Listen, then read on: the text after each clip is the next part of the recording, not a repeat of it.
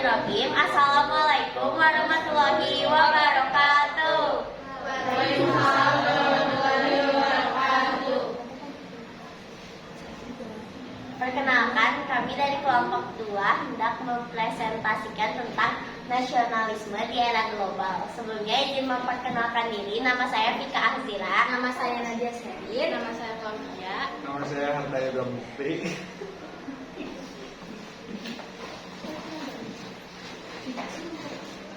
Jadi yang ke-1 ada definisi. Nasionalisme dalam arti sempit adalah perasaan cinta dan bangga terhadap negara dan bangsa yang sangat tinggi dan berlebihan sehingga memandang rendah terhadap bangsa lain. Nasionalisme dalam arti luas adalah perasaan cinta yang tinggi atau bangga terhadap tanah, air, dan bangsa, tetapi tidak memandang rendah pada bangsa lain.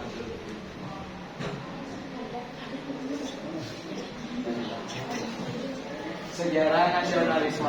Pada awal pergerakan nasionalisme nasional difokuskan pada masalah kesadaran identitas, pembentukan solidaritas melalui proses integrasi dan mobilisasi lewat organisasi, kemudian dipertegas melalui Sumpah Pemuda pada tanggal 28 Oktober tahun 1928 melalui hasil Kongres Pemuda. Selanjutnya adalah bentuk-bentuk nasionalisme. Yang pertama, nasionalisme kewarganegaraan. Bentuk nasionalisme ini muncul karena partisipasi yang aktif rakyat dalam politik negara. Yang kedua, nasionalisme etnis. Nasionalisme etnis berkaitan dengan budaya atau etnis suatu masyarakat. Yang ketiga, nasionalisme romantik. Bentuk nasionalisme ini adalah kelanjutan dari nasionalisme etnis, di mana negara sebagai ekspresi alami dari bangsa atau ras tertentu. Yang keempat, nasionalisme budaya. Nasionalisme budaya muncul karena ada negara memperoleh legitimasi politik dan budaya bersama. Yang kelima, nasionalisme kenegaraan. Bentuk nasionalisme ini menganggap bahwa bangsa adalah komunitas yang memberikan kontribusi penting terhadap pemeliharaan dan kekuatan suatu negara. Yang keenam, nasionalisme agama. Nasionalisme negara ini terbentuk ketika memperoleh legitimasi politik dari kesamaan agama. Agama menjadi perekat utama yang mengikat masyarakat dalam suatu negara.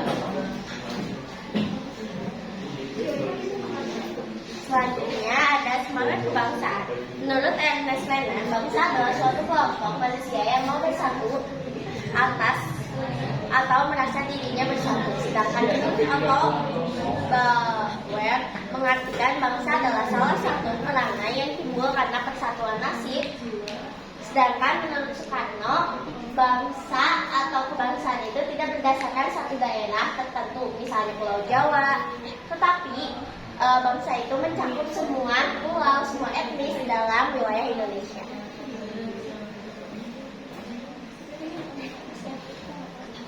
Nasionalisme merupakan kesadaran dan kebanggaan dalam bernegara yang menimbulkan sikap dan perasaan yang lebih mementingkan kehidupan nasional di atas segalanya, di atas kepentingan pribadi, golongan, daerah, ataupun partai yang diwakili.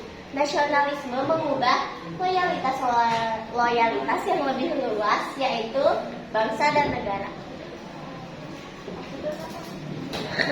Sikap nasionalisme. Kusuma Wardani 2004 ada 6 karakter yang mewakili sikap nasionalisme, yaitu sebagai berikut. 1. Cinta terhadap tanah air dan bangsa dengan lebih mengutamakan kepentingan bangsa. 2. Berpartisipasi dalam pembangunan. 3. Menegakkan dan menjunjung keadilan sosial. 4. Membangun intelek dari sikap apatis terbuka pada pembaruan dan perubahan serta berorientasi pada masa depan. 5. Berprestasi mandiri dan bertanggung jawab dengan menghargai diri sendiri dan orang lain. 6. Siap berkompetisi dalam bangsa lain dan terlibat dalam kerjasama internasional.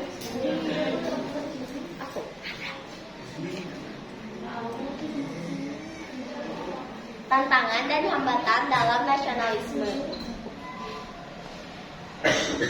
Pertama, dalam perkembangannya, nasionalisme menghadapi tantangan dan hambatan. Ada 5 hal yang menjadi tantangan dan hambatan dari dalam atau internal dalam nasionalisme Indonesia, yaitu sebagai berikut. Yang pertama, itu menghadapi etnisitas yang beragam. Yang kedua, ikatan primordial seperti kesukuan, budaya, daerah, dan sebagainya yang sudah melekat pada diri setiap orang. Yang ketiga, pluralitas agama. Ada 6 agama yang diakui oleh negara saat ini, yaitu Islam, Kristen, Katolik, Hindu, Buddha, dan Konghucu. Yang keempat, struktur kelas sosial yang tajam. Yang kelima, bonus demografi. Pada tahun 2030 sampai 2040, Indonesia diprediksi akan mengalami masa bonus demografi, yaitu jumlah penduduk Indonesia produktif lebih besar dibandingkan penduduk usia tidak produktif.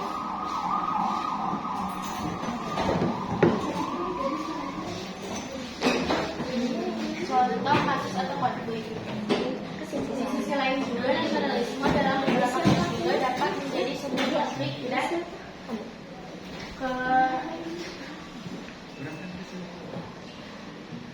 terutama ketika nasionalisme berubah menjadi suatu pemahaman yang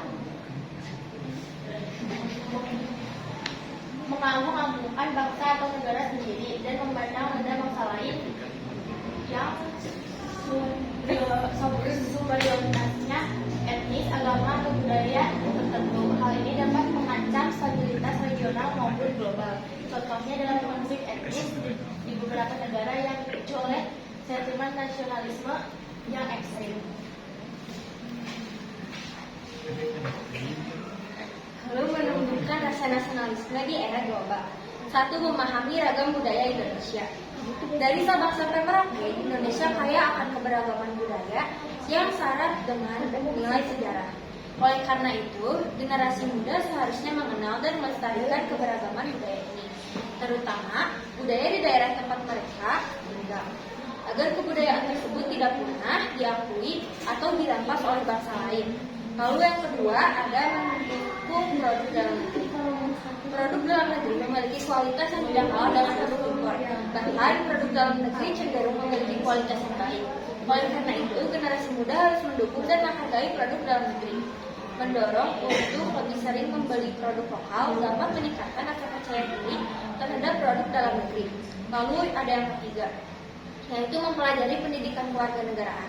Pendidikan kewarganegaraan perlu menjadi bagian dari pembelajaran generasi muda agar mereka dapat menjadi warga negara yang baik. Ini melibatkan pemahaman tentang hukum dan tata kewarganegaraan yang dapat secara signifikan meningkatkan semangat nasionalisme dalam diri mereka. Pendidikan kewarganegaraan bukan hanya tanggung jawab sekolah, tetapi juga keluarga dan masyarakat. Lalu yang keempat, mengunjungi museum sejarah. Di Indonesia terdapat banyak museum sejarah yang menyimpan berbagai kisah perjuangan dalam memperoleh dan mempertahankan kemerdekaan. Oleh karena itu, generasi muda seharusnya aktif mengunjungi museum-museum ini sebagai bentuk penghormatan kepada para pahlawan, untuk mengambil teladan dari jasa mereka, dan untuk memupuk semangat nasionalisme.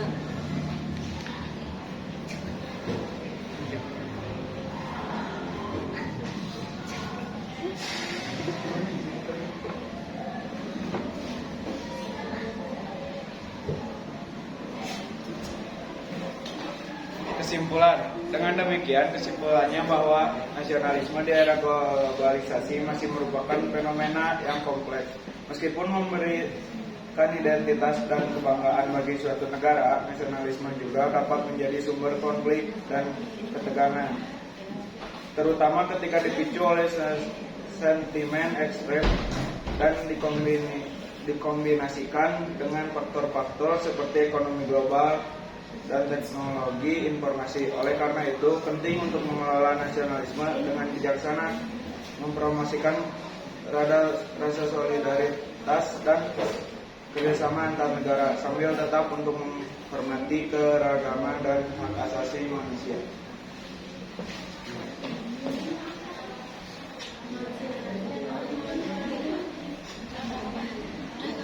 Sekian dari kelompok kami. Mohon maaf bila ada kesalahan kata maupun kekurangan. Wabillahi taufiq wal hidayah. Wassalamualaikum